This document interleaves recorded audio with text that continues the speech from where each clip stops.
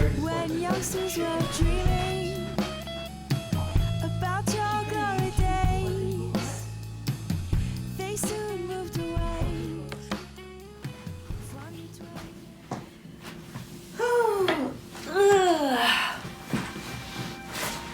Bonjour tout le monde, c'est Madame Guillotine. J'ai du thé, j'ai mon micro-casque. En fait, il me sert de micro tout simplement parce que j'ai pas de micro, ça est sans fil, c'est pas grave. Un très bon thé, c'est lequel celui-là? C'est un thé Wittard. C'est English Rose. Je pensais que je n'aimais pas le thé à la rose et puis en fait il est très bon. Grosse journée aujourd'hui, c'est mercredi et je suis à côté de mon sapin de Noël. Derrière moi, 23 kilos de laine à teindre. Grosse journée. Je voulais faire cette petite vidéo pour simplement qu'on apprenne à se connaître, hein, et que vous passiez une journée avec moi. Sympa, non? Bon. Ah, petite gorgée de carburant. Parfait. De la chaussette BFL Décadence DK Soie, ça c'est 100% hareng. Il me reste un petit peu de hareng ici, c'est un deuxième kilo de hareng. Je me souviens plus ce que j'ai commandé.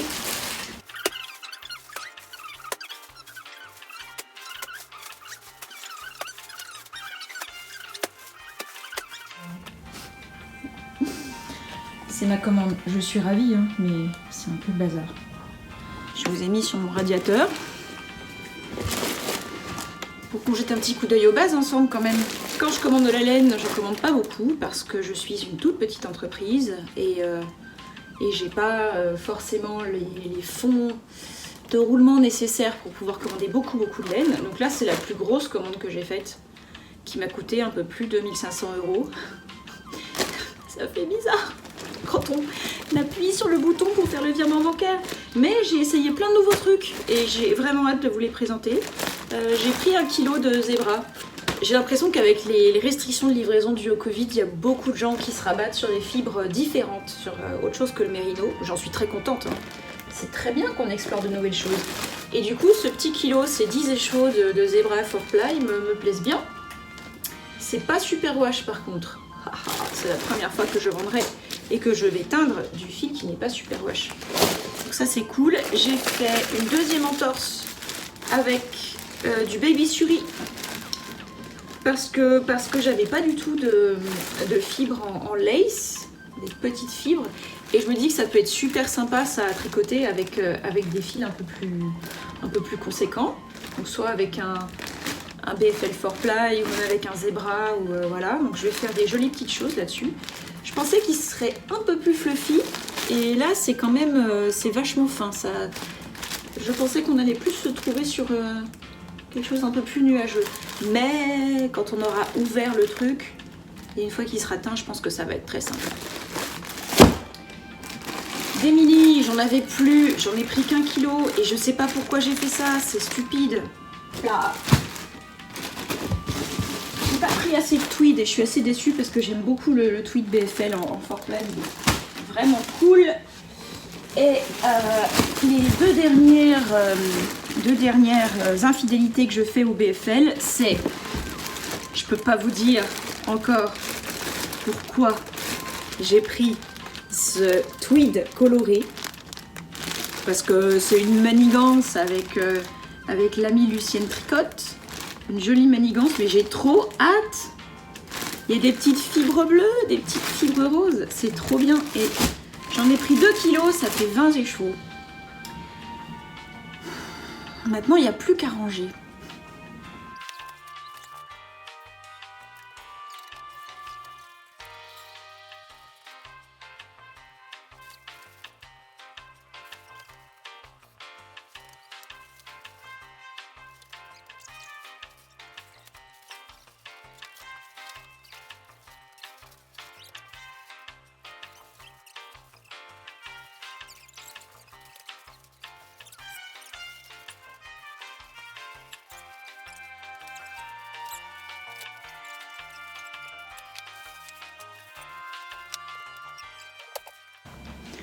Changement de décor, on va prendre le thé avec nous. pas de raison. Ouf.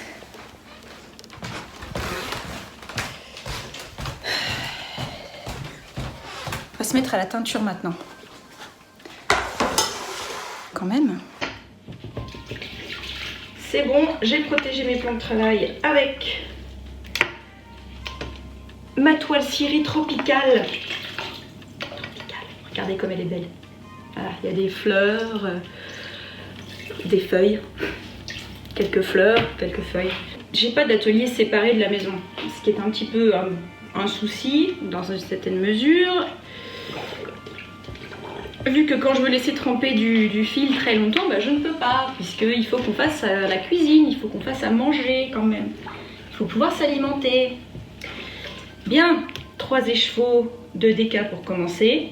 Il y en a encore 2 qui trempent et je viens de mettre 2 écheveaux de Fortfly à tremper aussi. Hop, le seau de trempage retourne par terre. Et nous on va s'y mettre. Alors je sais pas encore exactement ce que je vais faire. J'ai une couleur en tête, mais pas plus que ça, à vrai dire. J'ai pas... Voilà. Alors, mon studio,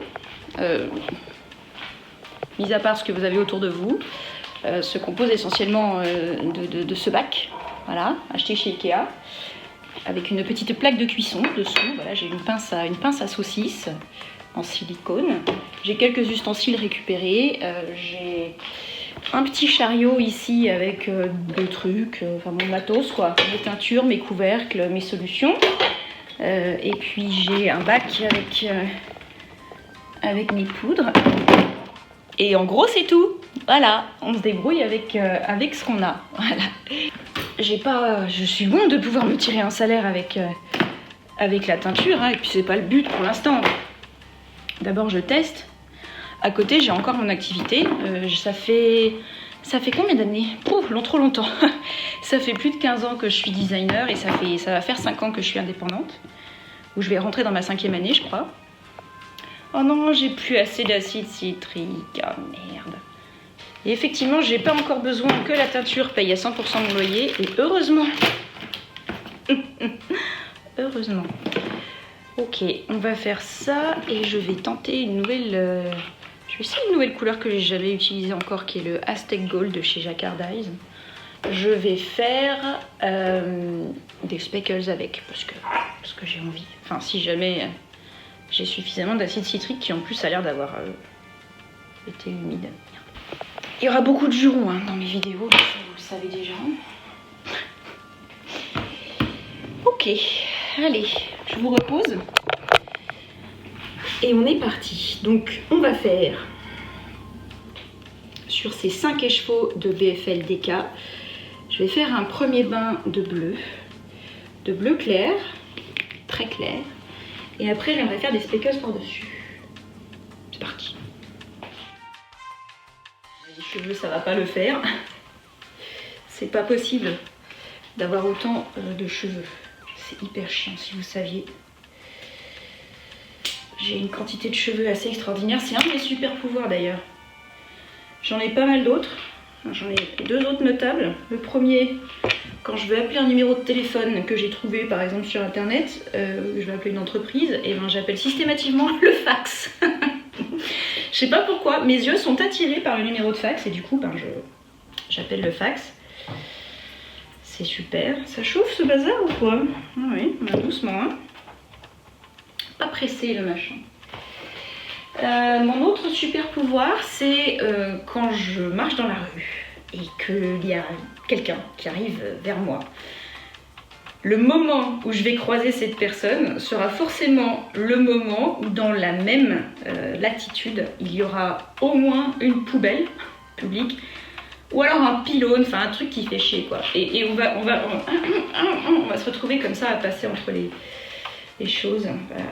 Très très awkward. C'est vraiment un super pouvoir de merde. C'est bon, je ne manipule plus de poudre pure, donc j'enlève le masque. Alors là, il va faire de l'eau bouillante. Je passe mon temps à faire bouillir de l'eau.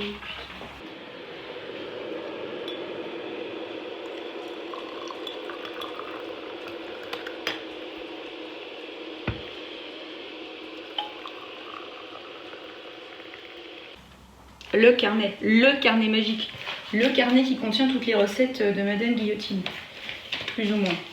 En tout cas, expliqué de manière, vous savez, très claire sur l'instant, et puis après, on sait plus trop. Alors là, j'ai mis...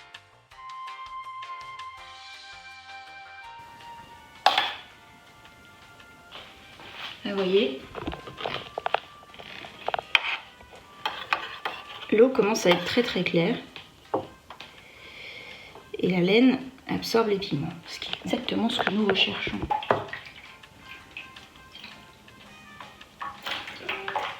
Il faut essayer de s'imaginer ce que ça va donner une fois que ce sera sec, et c'est pas toujours facile. Enfin, quoi qu'il arrive, ce sera forcément plus clair, parce que une fois que ce sera sec, les couleurs vont être moins intenses. Mais certaines laines, comme celle que je suis en train de teindre, donc la BFL et soie, il y a quand même 45% de soie, et la soie ne prend pas du tout les pigments de la même manière. Et j'avoue que le résultat est parfois beaucoup plus clair que prévu. Hop, voilà. C'est mon install. Vous voyez, j'ai un autre plat à four, un deuxième plat à four, et je le place en couvercle parce que j'ai pas investi dans un matériel supplémentaire pour l'instant, parce que déjà il faut avoir les moyens de le faire, c'est un gros investissement. Aussi, j'ai du mal à trouver, je sais pas, moi, où on achète des bains-maries de la restauration par exemple. Et parce que j'ai pas la place, parce que si j'avais un bain-marie électrique, c'est-à-dire un de ces appareils où le bac du bas là serait intégré à une machine qui chauffe le tout avec de l'eau, enfin un truc hyper bien, hein, avec un couvercle et tout, un thermostat, mais je sais pas où je le mettrais. Je vais quand même pas le mettre dans ma cuisine, et puis c'est des machins qui sont super lourds, donc j'ai pas l'espace pour faire ça. Donc on y va avec du rudimentaire. Du plat Ikea, ça je l'ai acheté chez Super U à côté de chez moi, des petits flacons, voilà, ces petits flacons là ils sont super. Déjà ça résiste à la chaleur, c'est une bonne chose quand on teint de la laine et quand on mélange des pigments, et puis c'est durable, c'est nettoyable, c'est facile, c'est hermétique, voilà, c'est tout ce qu'il faut. Mais du coup pour l'instant voilà, ça se résume à ça, et puis bah écoutez, je compte sur vous, je compte sur vous pour me faire plein de commandes, que je sois éminemment riche et que je puisse me payer un local. Alors ça va cuire gentiment pendant une vingtaine de minutes. Pendant ce temps, je pense que je vais préparer un autre bain pour un autre écheveau dans une casserole toute simple, parce que ça reste des couleurs unies, enfin semi-solides, donc c'est pas trop compliqué à exécuter. Sublime casserole Tefal trouvée dans le hall d'entrée de l'immeuble d'un ami. Parce que la récup, il n'y a que ça de vrai, c'est merveilleux. Quand on n'a pas la thune pour se lancer, et ben c'est parfait les amis. Je ne suis pas teinturière à plein temps. Pas encore, j'espère, un jour peut-être. J'ai passé un peu plus d'une dizaine d'années dans le salariat. Voilà. Et puis après, j'ai fait 2 burn-out. Un petit en 2012, pas très bien diagnostiqué, qui est passé à l'as. J'ai fait 2 semaines d'arrêt de travail et c'était reparti comme en 14. C'est le cas de le dire. Puis en 2015, j'ai fait une bonne petite récidive qui m'a laissé complètement sur le flanc. Je suis restée un peu plus de 6 mois en arrêt de travail. Et j'ai mis encore 6 mois supplémentaires à arrêter d'avoir des crises d'angoisse devant mon ordinateur. Avec un ami qui avait fait un burn-out en même temps aussi, on avait ouvert une petite communauté de parole. Petite communauté de parole en ligne, je vous mets le lien là en bas. Si vous êtes en situation de détresse, d'épuisement professionnel, ou si vous connaissez des gens qui n'ont pas la pêche et qui galèrent au travail, écoutez, ça peut toujours servir. Il y a des petits outils sympas. On avait créé une échelle d'auto-évaluation du burn-out, justement pour les personnes qui ont un petit peu du mal, qui sont un peu dans le déni et qui n'arrivent pas à voir qu'il y a un truc qui va pas. Voilà. Je m'en suis remise, hein. Pas complètement, parce que je pense qu'on s'en remet jamais pleinement. C'est des expériences qui est un petit peu comme une maladie, enfin c'est une maladie, enfin c'est un syndrome, mais on va dire que ça attaque quand même vachement pas mal de trucs. Ça attaque les fonctions cognitives, ça attaque le corps. À l'époque, j'avais plus de pouce, enfin la pousse de mes cheveux et de mes ongles s'était complètement arrêtée. Parce que le corps est tellement épuisé par l'assaut en permanence de cortisol qu'il te dit oh non, les cheveux c'est pas très utile, on va arrêter. Le moral en prend un coup énorme, on ne sait plus pourquoi on est sur cette terre, on ne sait plus pourquoi on travaille, pourquoi on a travaillé, pourquoi on travaillerait encore, on remet tout en question. Moi j'étais partie pour faire des meubles, voilà, je voulais faire des meubles. Je voulais arrêter toute relation avec un quelconque ordinateur et faire des meubles. J'ai pas fait des meubles. J'ai réussi à m'en sortir. Avec du temps, il faut se pardonner à soi-même aussi, hein. C'est pas facile de se pardonner à soi-même, surtout quand on vous dit clairement que vous êtes en échec, hein, que vous avez échoué, que vous n'avez pas su travailler à la hauteur de ce qu'on vous demandait, que vous n'avez pas su tenir le choc. Là, cette espèce de mythe de il faut absolument tenir le choc. Ah là là, la culture toxique du travail, c'est merveilleux. En mars 2020, donc cette année, qui se termine enfin, confinement. Confinement en France, nous sommes le 15 mars, je flippe, je suis prise d'une angoisse existentielle. Et si je manquais de laine? J'ai commencé à tricoter à mon adolescence, je crois que ma mère avait craqué, elle s'était laissée convaincre, la pauvre. Qu'est-ce que j'ai pu lui faire subir? On avait dû passer chez Sildar, elle m'avait acheté une paire d'énormes aiguilles en bois que j'ai encore, en taille 8, des machins comme ça, parce qu'à l'époque il n'y avait pas d'aiguilles circulaires, en tout cas pas pour les pulls. Et j'étais partie avec 8 pelotes énormes de laine en taille chunky, un espèce de béjasse pas très sympa. Et je m'étais fait un énorme pull qui faisait 3 fois ma taille. Et puis dans les années 2010, juste avant mon premier burn-out, ça devait avoir un rapport je pense, je me suis remise au tricot, j'avais besoin de faire des choses avec mes mains pour contrer le côté un peu absurde de mon boulot en agence de com qui ne m'apportait pas beaucoup de bonheur, hein, clairement. Petit à petit le virus m'a repris, donc j'ai fait comme tout le monde, j'ai tricoté avec de la grosse laine, des jolis bonnets, puis j'ai fait ma première torsade, mon premier point de riz, mon premier tricot en rond, et puis voilà, de fil en aiguille. De fil en aiguille, j'ai repris à fond. Si vous m'aviez dit en 2016, moi qui n'étais jamais descendue sous la taille numéro 5, et encore 5, je trouvais ça tellement petit, tellement chiant. Si vous m'aviez dit que je prendrais du plaisir à tricoter avec une paire d'aiguilles circulaires en 2 mm, je pense que je ne vous aurais pas cru. Voilà.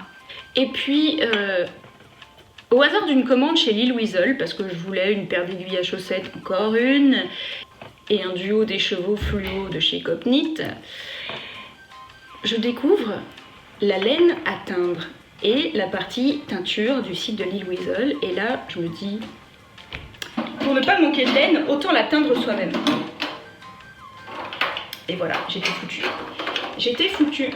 J'ai commandé 2 écheveaux à teindre, 3 petits pots de couleur jacquard, donc il y avait du teal, du jaune et du rose, et je m'y suis mise, et ce fut la révélation totale. Il s'est passé quelque chose dans ma tête, ça a cliqué. Passer une après-midi dans la cuisine à teindre de la laine, ça me repose. Alors c'est moins reposant pour le corps, voilà, j'ai un peu mal partout. Surtout que j'ai une tendinite du sus épineux, double tendinite du sus épineux, et je vous jure que c'est pas marrant tous les jours. Mais je me soigne, hein, je vais chez le kiné, tout ça. Et attendez, j'en suis où? Pas que je me gourme. Et j'ai ressenti un tel bien-être que je me suis dit, il y a un truc. J'étais un petit peu galvanisée aussi par mes copines du tricoté de Metz. On se voyait tous les samedis sur Zoom et elles m'ont vu teindre mes premiers écheveaux. Et petit à petit, je me suis dit, il y a peut-être moyen de faire un truc. Bon, 3 écheveaux de bleu pour l'instant, je suis assez satisfaite de leur couleur. Je suis satisfaite de mon bleu clair, donc ce sera beaucoup plus clair au séchage, hein, bien sûr. Et pour l'instant c'est bien, donc je vais continuer, là j'en ai encore 2 qui cuisent. On va les faire les 6 et puis après on fera du speckling. Pendant que tout ça cuit, on va prendre un petit bol de thé. Hein. Je suis complètement addicte, j'ai le syndrome de la tasse vide. Donc il faut tout le temps que j'ai une tasse de thé, qu'elle soit chaude ou froide, à côté de moi, et il faut pas qu'elle soit vide, surtout pas. Donc là, j'ai une grosse théière. Qu'est-ce que je peux vous raconter? Vous connaissez déjà mes super pouvoirs, donc c'est chouette. Vous savez que j'ai un autre métier. Vous savez... Non, vous savez pas quel âge j'ai. J'ai 39 ans. J'aurai 40 ans en l'an 2021. Je fais partie de ces personnes qui ont eu 20 ans en l'an 2001. Pierre Bachelet, si tu nous écoutes, si tu penses à toi. On m'a offert le disque, hein, d'ailleurs, le disque 20 ans en l'an 2001, quand j'ai eu 20 ans. Et qu'est-ce qu'on peut dire d'autre? Tu fais quoi? Tu designes quoi? Des sites web? T'es webmaster? T'es web designer? Pas vraiment, c'est un peu compliqué, c'est ça qui est sympa. Ce serait pas drôle sinon.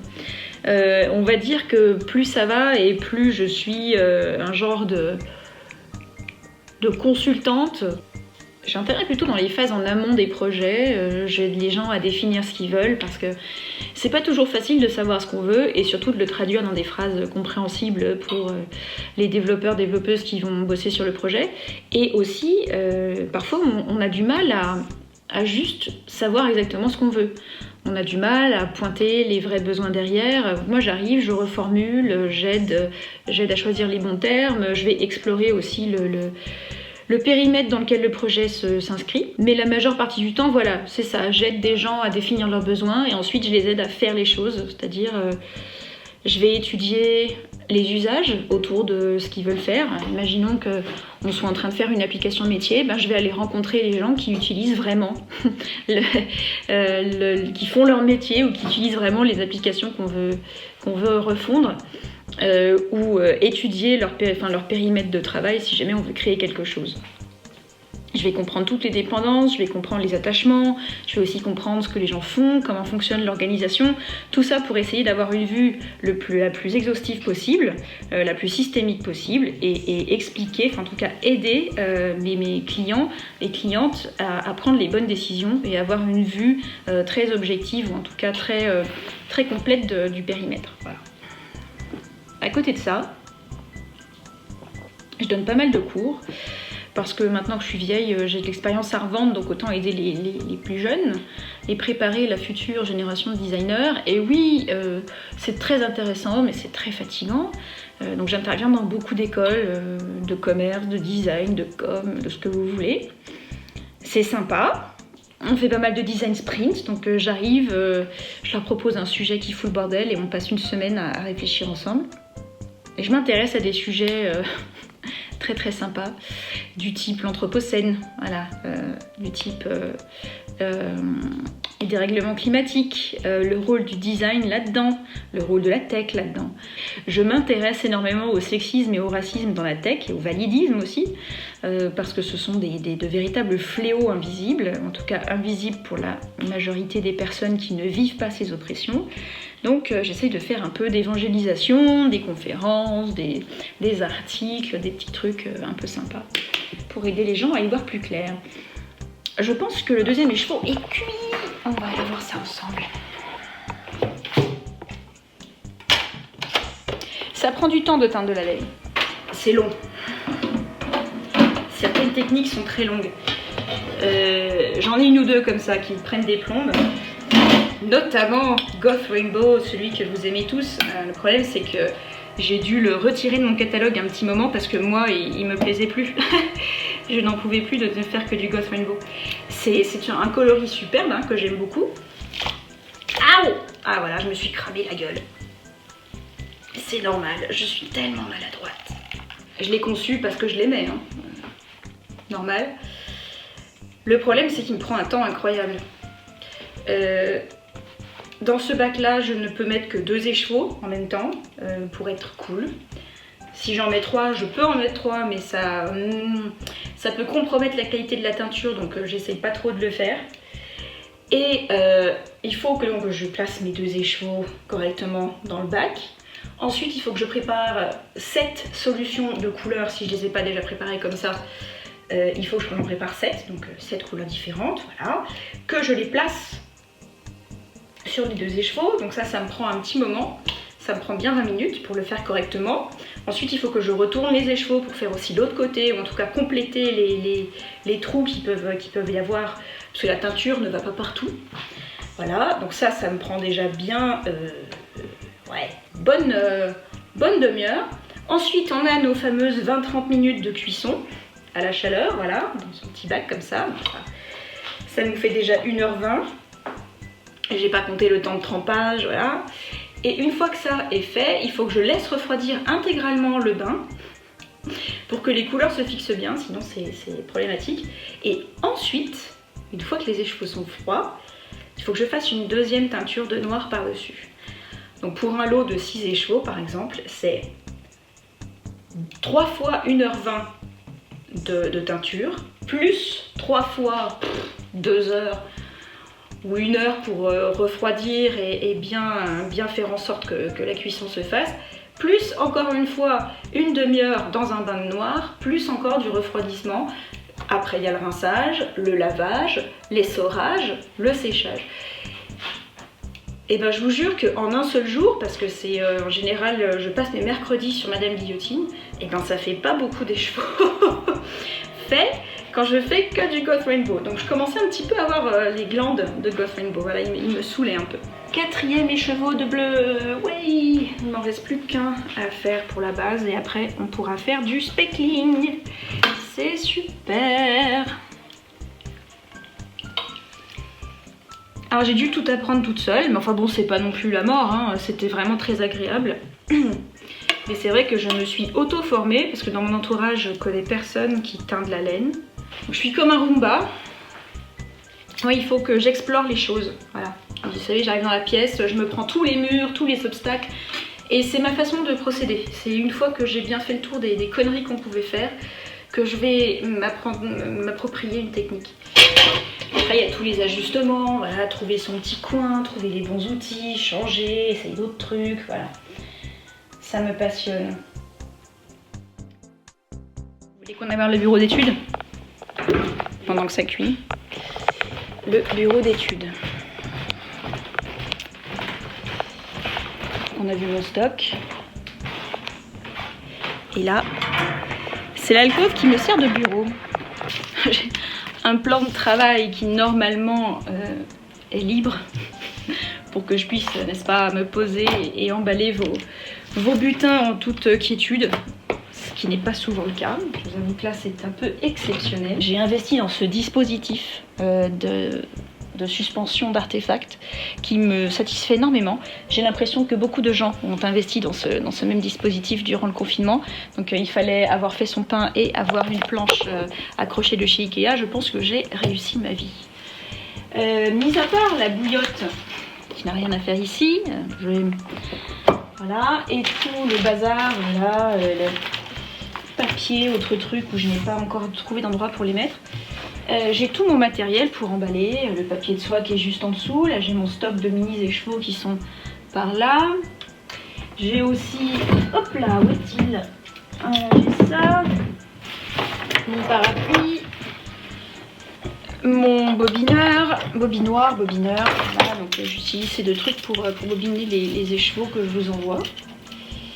Hop là, donc voilà, le bazar est ici, des petits écheveaux partout, du bazar, des bouts de scotch, des boîtes de Rice Krispies. Vous aurez peut-être remarqué, si vous avez déjà commandé chez Madame Guillotine, que j'essaie de recycler un maximum de choses. Et il s'avère que je recycle voilà, les paquets de Rice Krispies. Je suis la plus grande consommatrice de Rice Krispies, et ce depuis l'année 1981, puisque j'en mange tous les matins depuis que j'ai des mains. Ici, les petits goodies que je mets dans les petits paquets, les stickers Madame Guillotine qui déchire, voilà. Alors, si vous en avez un, c'est vraiment que vous m'avez fait une grosse commande parce qu'il coûte la peau des fesses. les petites étiquettes, celles qui ne sont pas encore détachées. Là, les petites boules de cèdre. Alors, si vous trouvez des petites boules de bois comme ça dans vos paquets, ne les jetez pas. Hein. Ce sont des petites boules de cèdre qui chassent les mites. Et Dieu sait que les mites, on ne les aime pas. On n'aime pas ça. Bien. Alors, le reste du tuyau de création, là, c'est plutôt le côté design. Hein. Vous imaginez bien que là, c'est moins rigolo. Voilà, là, c'est moins drôle. Mais il faut bien payer le loyer et les factures. Voilà. Panier à encours numéro 1. Panier à encours numéro 2. Et mon stash qui est caché sous cette magnifique peau de bête. Voilà, ça c'est mon stash. Je suis très contente de ce panier Ikea qui me procure un bonheur intense. Parce qu'on voit la laine. Hein. J'ai pensé que ça m'inciterait à, voyez, à tricoter des trucs du type cette paire de chaussettes là, avec ce joli fil pailleté, que ça fait des mois que je veux le faire. Celle-là aussi que j'ai reçue dans la box Knit Crate d'avril, avril 2020. Ça c'est un pull que j'ai commencé, hein, le Shifty Sweater, qui est là. Il est là. Et il n'avance pas. Voilà, c'était le Caston de l'Equinox. Ben, il n'avance pas. Là, j'ai une superbe paire de chaussettes, la Pop Radio Sock que j'avais commencé. Eh ben, elle n'avance pas. Voilà, j'ai d'autres trucs hein, dans des sacs encore, mais j'ose vraiment pas les sortir parce que, sans déconner, c'est la honte. La honte sur moi. Ce que j'ai de sympa dans mon stash. Une très jolie laine que j'ai hâte de tricoter qui s'appelle Hokusai. Fly-dyed. Rachel est une personne extraordinaire et très très sympathique, avec une très belle énergie et beaucoup de goût. Ça fait partie de ces teinturières qui font des écheveaux one of a kind et qui ont une créativité extraordinaire. J'aime beaucoup. Qu'est-ce que j'ai de sympa? Ah, je me suis fait plaisir avec un petit écheveau de Malabrigo. Malabrigo, donc ça c'est la Meshita, 100% Merino Superwash. J'ai 385 mètres, c'est une single et je trouve que les speckles, en fait c'était ça qui m'avait complètement séduite. C'est la qualité et la finesse du speckling. C'est vraiment hyper beau. J'ai aucune idée de ce que je vais en faire. Aucune idée. Tu veux dire bonjour? Viens dire bonjour. Viens chercher un chocolat. Viens dire bonjour. Dis bonjour. Je vais vous présenter mon mari. Viens. Non mais si, mais assieds-toi 2 secondes. Non. Il veut pas dire bonjour, il veut juste des chocolats. Oui, voilà. non. C'est un Anglais. Donc il mange des Quality Street. Quelle horreur. C'est lui qui subit... Non. Si, tu subis quand même. Je te fais... Oui, je te fais des misères. Mais si, je te fais des misères. J'envahis la maison. Je bloque la cuisine. Bon, il s'en fout, il joue à Cyberpunk. Super. Un petit bout de Shy Rainbow. Bon, ça, c'était le premier que j'ai essayé, ça, de faire un dégradé donc en réponse à notre ami le Goth Rainbow. Donc j'avais commencé une toute petite chaussette. Qu'est-ce que j'ai encore?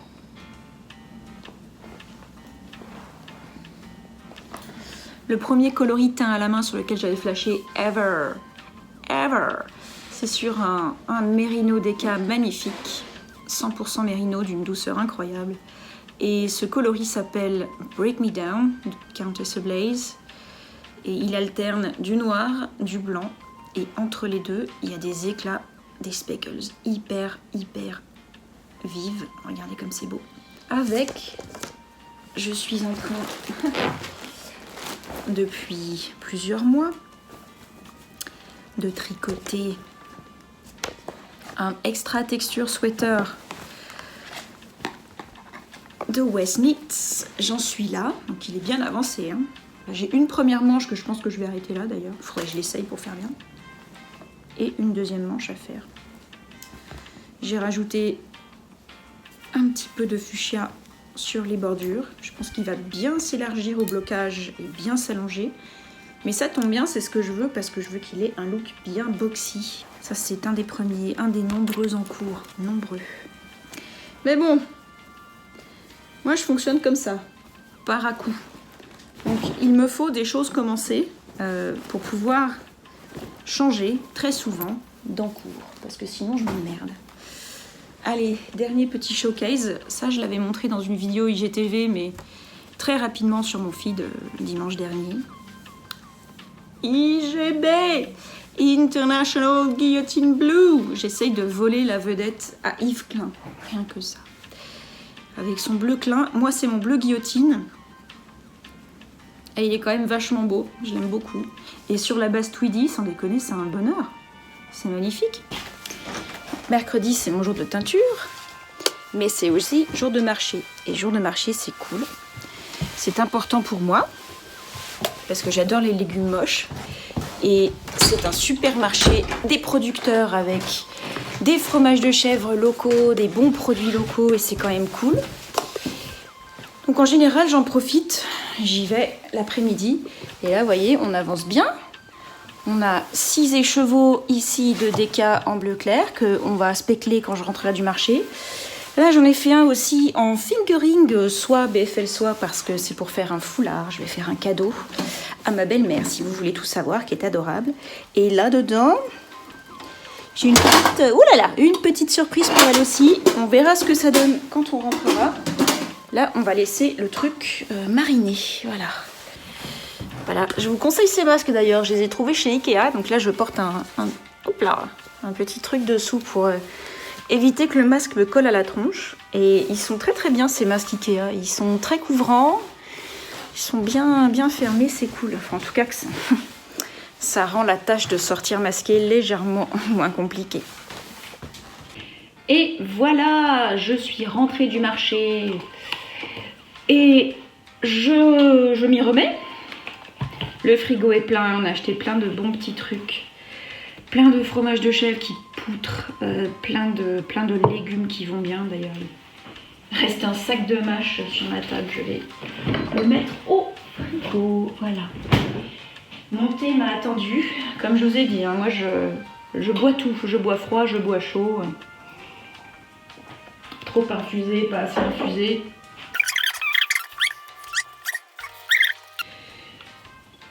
Alors pourquoi j'en suis arrivée là aussi rapidement c'est parce que j'ai l'audace, ou la bêtise, je ne sais pas, d'essayer des trucs.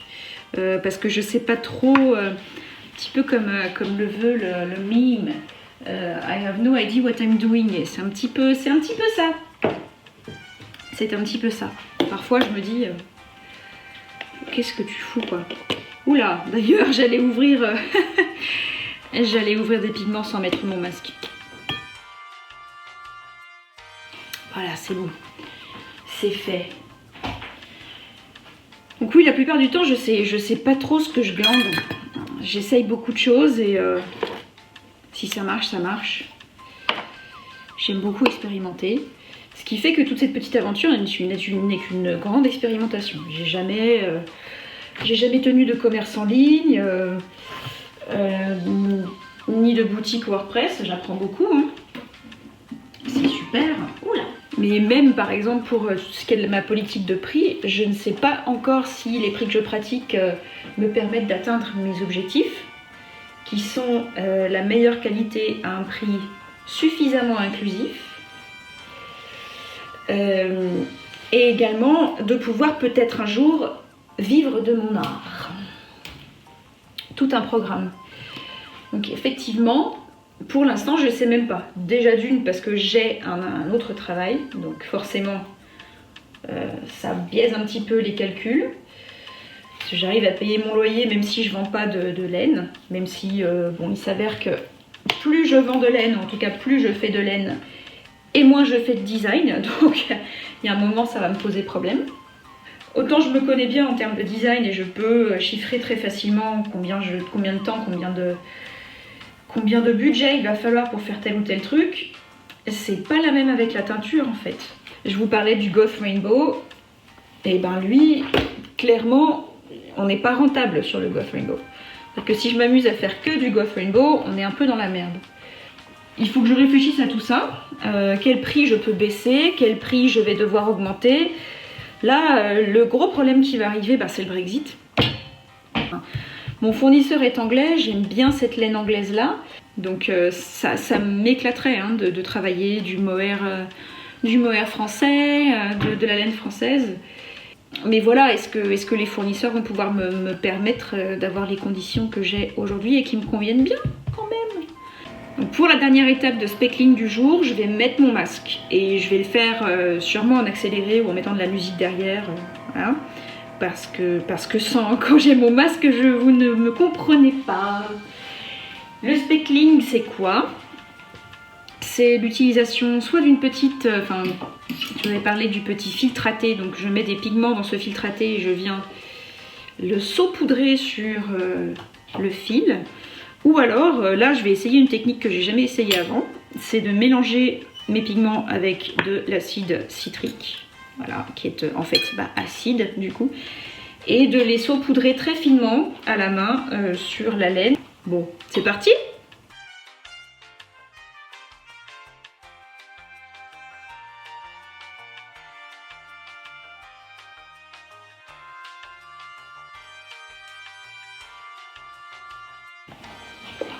Hop! Bon, et ben voilà. Le speckling est fait. Enfin, voilà, c'est quand même de la laine teinte à la main. On ne peut pas exiger, par exemple, que chaque écheveau soit le même. C'est pas possible. On peut pas. Non, c'est pas possible. Il faut accepter l'incertitude. Voilà. Et c'est une très bonne chose, l'incertitude. Du coup, j'ai 5 écheveaux que j'ai boudinés dans du cellophane, sachant que c'est la matière que je hais le plus. Que j'ai boudiné dans du cellophane et maintenant je vais les passer à la chaleur en fait. On va leur faire un petit bain de vapeur pour que les speckles se fixent bien. Puis écoutez, dans une demi-heure, à 19h15, c'est pas pareil que de rester planté toute la journée devant un ordinateur et d'avoir des tâches fatigantes, quoi, cognitivement fatigantes. Je sais que voilà, après toute une journée passée avec de charmantes têtes blondes, charmants étudiants et étudiantes qui sont elles et eux aussi fatigués de devoir se taper des cours en ligne toute la journée. Enfin, j'imagine même pas, moi je suis épuisée au bout de quelques heures, mais eux ça doit être, c'est toute la journée quoi. Et ouais, teindre de la laine, c'est pas le même genre de fatigue. Je suis fatiguée, mais je suis contente. Et j'ai ce sentiment du travail achevé. Alors qu'effectivement, quand je passe la journée à décortiquer une enquête utilisateur que j'ai pu faire ou taper le transcript d'une heure d'interview, j'ai pas l'impression d'avoir vraiment avancé. Voilà, j'ai l'impression d'avoir fait un truc et puis ça participe juste à faire avancer un plus grand projet qui dure depuis 1 an et demi. Mais la laine, c'est autre chose, quoi. C'est le plaisir de voir des couleurs, c'est travailler la matière. Et là, c'est le moment un peu chiant parce qu'il faut juste attendre que les choses se terminent, que les cuissons soient faites, que la laine a refroidi. Et une fois qu'elle a atteint une température ambiante, là je vais pouvoir rincer, nettoyer, essorer. Ce que j'essaye de faire, c'est de me dire on fait au mieux, on fait au maximum de ce qu'on peut faire. Donc si je dois utiliser du plastique, j'en utilise le moins possible. Si je dois faire attention au recyclage, je recycle le plus possible. C'est comme ça que j'aime bien fonctionner. Qu'est-ce que j'ai fait dans la vie? Ah oui, j'ai été chanteuse dans un groupe de rock dans ma jeunesse. C'était sympa. On s'appelait The Fuzz. D'ailleurs, le petit jingle qu'il y a au début de mes vidéos et à la fin, c'est l'intro d'une des chansons qu'on avait écrites ensemble avec le groupe. On a remonté dernièrement un deuxième projet, ça s'appelle Tonight Represent, et le but c'était de reprendre des albums cultes à la lettre, de manière très académique, ou alors de manière un petit peu trop funky, On a fait un premier concert en 2019. On avait un deuxième concert prévu en 2020. J'étais en charge d'interpréter Demi de Portishead, donc l'album entier. Donc j'allais jouer les Beth Gibbons. Enfin, vous imaginez bien que j'ai pas le même niveau en chant.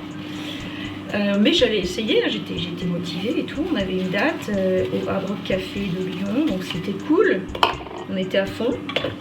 Et puis, nous devions jouer le 15 mars. Et comme vous le savez, si vous vivez en France, eh bien, le 17, c'était le confinement. Le confinement. Voilà, donc on a un petit peu laissé tomber, hein, puis on attend que le milieu de la culture puisse renaître de ses cendres, si un jour il renaît de ses cendres. C'est dur, hein. C'est chaud, quoi.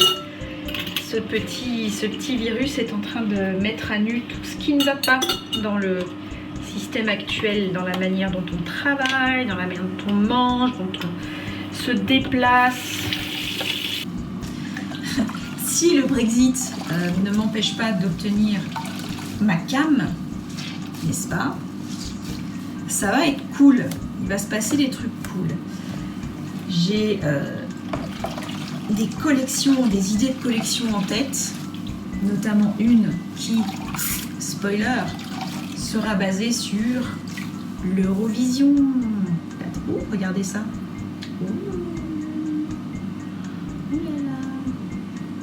Hop, au rinçage. J'ai aussi pas mal de surprises qui vont pas tarder à arriver. Des collaborations avec des personnes fantastiques. J'ai une légère déteinte sur un bleu, mais je suis pas étonnée parce que je l'ai pas laissé refroidir complètement jusqu'au bout sur le deuxième bain. Oh, parce que j'avais besoin du plat pour fixer mes 5 écheveaux avec des speckles. Du coup, il reste un peu de bleu. Ça arrive, mais vraiment il n'y a pas grand chose, hein. C'est juste que l'eau de rinçage n'est pas complètement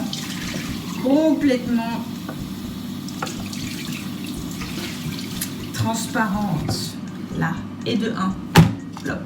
La première fois que j'ai voulu m'intéresser à la laine teinte à la main, ça m'a fait un petit peu bizarre quand même, de me dire que mon premier pull, dont j'avais aucune idée de ce qu'il allait être, hein, je suis rentrée dans le magasin avec mon bite et mon couteau en me disant « Ah, c'est joli les couleurs !» Et puis en fait, quelques temps après, je me suis rendu compte qu'il valait peut-être mieux avoir un patron avant puis une idée de ce qu'on allait faire pour une laine aussi chère.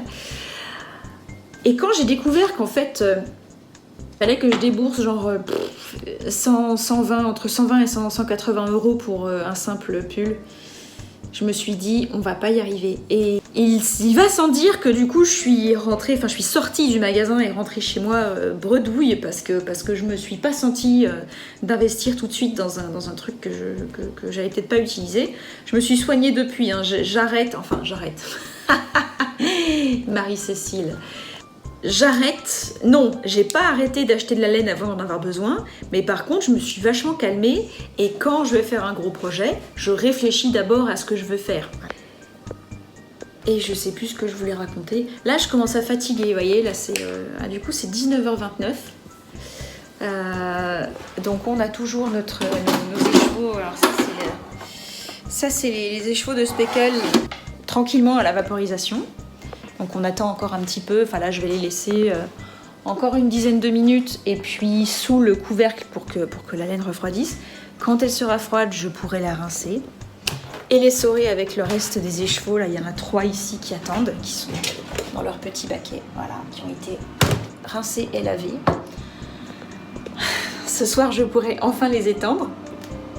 Demain matin on verra le résultat ensemble et ensuite je n'aurai plus qu'à les bobiner. Tous les 8. Qu'est-ce qu'on rigole. Et à les expédier parce que c'est un futur cadeau de Noël. Voilà. Allez, il est temps pour moi d'attendre gentiment que mon petit mari prépare le dîner. En général, en attendant, je me pose sur le canapé et je tricote. Parce que ça fait mal au dos tout ça. Je fais quelques petits exercices, hein, exercices de yoga pour les mains, comme ça, pour le tricot et pour la teinture, pour le dos. Je fais du yoga hein, tous les matins. Tous les matins. Enfin, j'essaye. En tout cas, il y a des jours ça veut pas, c'est comme ça. Hein. Je pense que vous savez de quoi je parle. Et ça m'aide beaucoup, vu que je suis une machine à somatiser et que du coup j'ai mal partout. Puisqu'on parle de santé, effectivement, je suis dépressive chronique. Je suis sous antidépresseur d'ailleurs. Je prends 150 mg de Zoloft, de sertraline tous les matins. Ça se passe bien. Ça fait un peu plus d'1 an maintenant.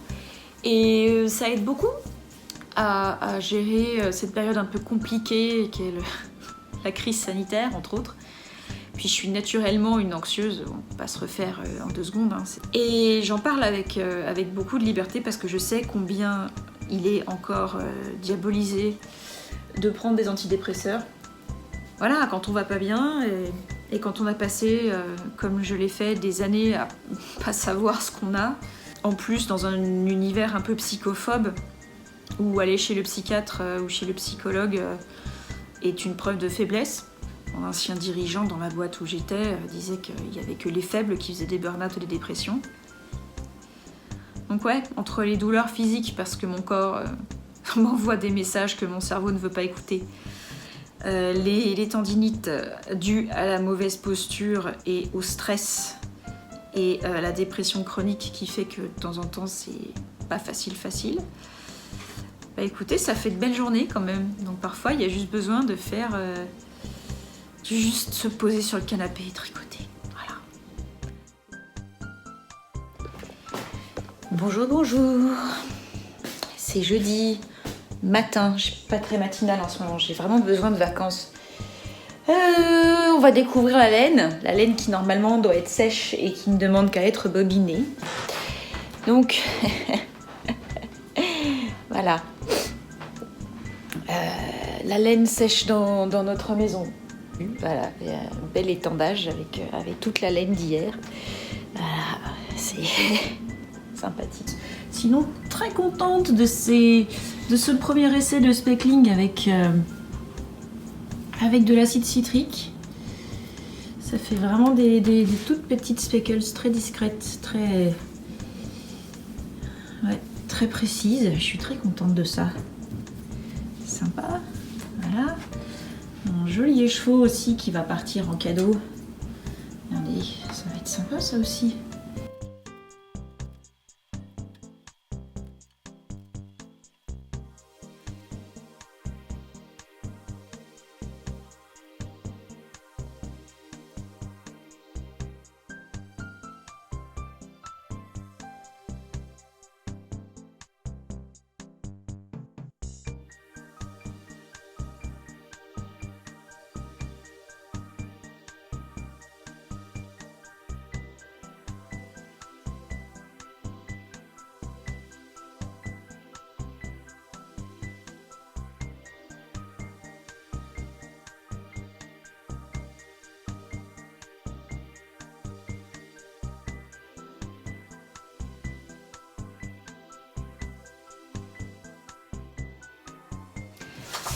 Dernière ligne droite.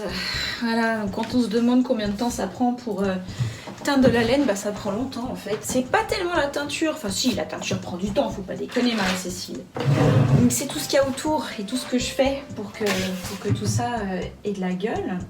Un des trucs cool avec le fait d'avoir eu une formation de graphiste, puisqu'à la base j'ai appris la communication visuelle, c'est qu'effectivement je sais faire un logo, je sais faire des outils de com, donc ouais forcément ça aide. Pour résumer, j'ai fait tremper la laine mardi soir, donc j'avais toutes ces choses là trempées. Mercredi, j'ai passé tout l'après-midi à faire ça jusqu'à, c'était quand hier, 19h30, un truc dans le genre. Le soir, j'ai essoré, lavé, dans l'autre sens, j'ai lavé, essoré, étendu. Ce matin, la totalité était quasiment sèche, il y avait juste le suri qui était pas sec et là c'est bon, il est sec et bobiné. Ça m'a pris 200 ans de bobiner cette petite merveille. Et maintenant que c'est bobiné, bah voilà, il est 15h44, j'ai bobiné pendant 1 heure. Donc il me reste plus qu'à étiqueter, qu'à emballer le tout, qu'à mettre tout plein de petits goodies et de trucs sympas, mon petit tampon, mes petits scotch, mes petits échantillons de laine. J'essaye de m'imaginer qu'est-ce qui me ferait plaisir à moi si j'ouvrais ce colis. Qu'est-ce qui me serait utile, qu'est-ce qui me serait agréable.